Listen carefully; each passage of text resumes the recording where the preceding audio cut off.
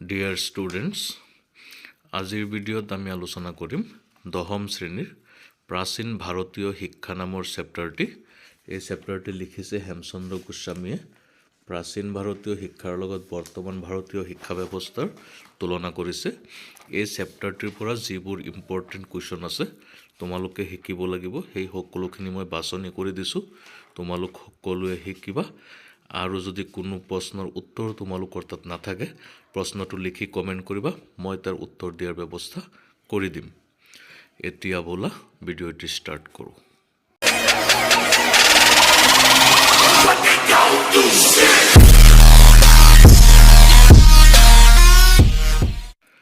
প্ৰথমতে আছে অতি চমু প্ৰশ্নাৱলী, যিবিলাক আগতে পৰীক্ষাত আহিছে। তাত 2 নম্বৰটো মৌৰ্যবংশীয় ৰজা চন্দ্ৰগুপ্তৰ ব্ৰাহ্মণ মন্ত্ৰীজনৰ নাম কি আছিল? তাৰপিছত 4 নম্বৰ হেমচন্দ্ৰ গোস্বামীৰ প্ৰথম অসমীয়া ছনেটটোৰ নাম কি? চমু প্ৰশ্নাৱলীত আছে 2 নম্বৰটো নালন্দা বিশ্ববিদ্যালয়ত কোনো খৰচ নোলোৱাকৈ কি বিষয়ত শিক্ষাদান কৰা হৈছিল হ'ব এইটো প্ৰশ্ন। 3 নম্বৰ আৰ্য শিক্ষাৰ কলাবিদ্যা কিমানটি? প্ৰাচীন ভাৰতৰ বিশ্ববিদ্যালয়সমূহত আৰ্য শিক্ষাৰ কলাবিদ্যা কোন বিভাগত দিয়াৰ ব্যৱস্থা আছিল?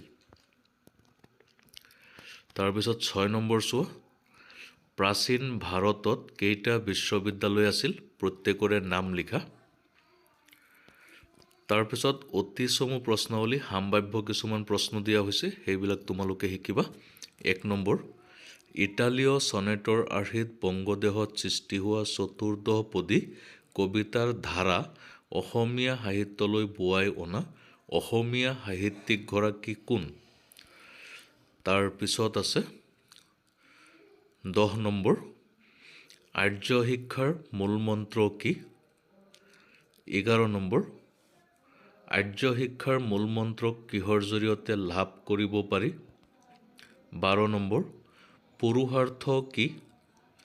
13 নম্বৰ ভাৰতীয় দৰ্শনৰ মতে পুৰুষাৰ্থ কেইটা আৰু কি?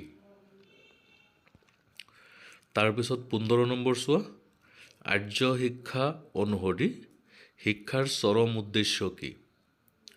18 নম্বৰ তক্ষশিলা বিশ্ববিদ্যালয়ত কেতিয়াৰ পৰা চীন দেশৰ পৰা ছাত্ৰ আহি পঢ়িছিলহি? 19 নম্বৰ অত্ৰেয় ঋষি কোন আছিল? 22 নম্বৰ জীৱক কোন? 24 নম্বৰ শিলভদ্ৰ কোন? 26 নম্বৰ নাগাৰ্জুন কোন আছিল? 27 নম্বৰ পাণিনি কোন? 28 নম্বৰ চাণক্য কোন আছিল? 29 নম্বৰ তক্ষশিলা বিশ্ববিদ্যালয়ত কি বিষয়ৰ শিক্ষা দিয়া হৈছিল? 30 নম্বৰ নালন্দা বিশ্ববিদ্যালয়ত কি বিষয়ৰ শিক্ষা দিয়া হৈছিল? ইয়াৰ পিছত তোমালোকে চাব লাগিব আৰু কেইটামান প্ৰশ্ন চোৱা। 34 নম্বৰ কুৱেশ্যনটো চাবা, ৰত্নোদধি কি? 35 নম্বৰ চীন দেশৰ পৰিব্ৰাজক ইউৱেনচাঙে প্ৰাচীন ভাৰতৰ কোনখন বিশ্ববিদ্যালয়ত পঢ়িছিলহি? 37 নম্বৰ চীন দেশৰ পৰিব্ৰাজক ইউৱেনচাঙক কোনগৰাকী ৰজাই আমাৰ দেশলৈ নিমন্ত্ৰণ জনাইছিল? 39 নম্বৰ বিক্ৰমশিলা বা দেৱবিহাৰ বিশ্ববিদ্যালয়ৰ অধীনত কিমানখন উচ্চ বিদ্যালয় আছিল? 42 নম্বৰ লেখক হেমচন্দ্ৰ গোস্বামীৰ মতে আগৰ কালৰ প্ৰাচীন কালৰ শিক্ষাৰ উদ্দেশ্য কি আছিল? 43 নম্বৰ লেখক হেমচন্দ্ৰ গোস্বামীৰ মতে আজিকালি বা বৰ্তমান কালৰ শিক্ষাৰ উদ্দেশ্য কি? তাৰপিছত চোৱা চমু প্ৰশ্নোত্তৰ। 2 নম্বৰ পুৰুষাৰ্থৰ অন্তৰ্গত ধৰ্মৰ বিষয়ে চমু টোকা লিখা। 4 নম্বৰ পুৰুষাৰ্থৰ অন্তৰ্গত কামৰ বিষয়ে চমুকৈ লিখা। 7 নম্বৰ তক্ষশিলা বিশ্ববিদ্যালয়ৰ 4জন প্ৰখ্যাত ছাত্ৰৰ নাম লিখা। 8 নম্বৰ তক্ষশিলালৈ কোন দেশৰ পৰা ছাত্ৰ আহিছিল? 9 নম্বৰ নাগাৰ্জুন কোন, ক'ত আছিল আৰু কি কৰিছিল? তাৰপিছত চোৱা 10 নম্বৰ নালন্দা বিশ্ববিদ্যালয়ত অধ্যয়ন কৰা কোনজন চীনা ছাত্ৰক কামৰূপ ৰাজ্যলৈ নিমন্ত্ৰণ কৰা হৈছিল? নিমন্ত্ৰণ কৰা ৰজাজন কোন? 17 নম্বৰ উদান্তপুৰী বিশ্ববিদ্যালয়ৰ কি সম্পদ কোনে কেতিয়া ধ্বংস কৰিলে? 18 নম্বৰ কোনটো বিশ্ববিদ্যালয় কাৰ দিনত আৰু কোনবিলাক পণ্ডিতৰ মিলন ক্ষেত্ৰ আছিল? 19 নম্বৰ নালন্দা বিশ্ববিদ্যালয়ৰ পুথিভঁৰালটোৰ বিষয়ে চমুকৈ বৰ্ণনা কৰা। ৰচনাধৰ্মী প্ৰশ্ন উত্তৰৰ পৰা তোমালোকে মাত্ৰ 3টা কুৱেশ্যন শিকিবা। এই 3টা কুৱেশ্যন শিকিলে আমি ইতিমধ্যে যিবিলাক অতি চমু আৰু চমু প্ৰশ্ন উত্তৰ চিন দি থৈ আহিছোঁ তাৰে আধাখিনিয়ে গুচি যাব। আধাখিনি এই 3টা লং কুৱেশ্যনতে আছে।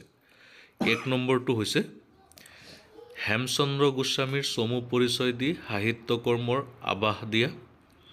3 নম্বৰ প্ৰাচীন ভাৰতৰ কেইখনমান বিশ্ববিদ্যালয়ৰ চমু পৰিচয় দিয়া।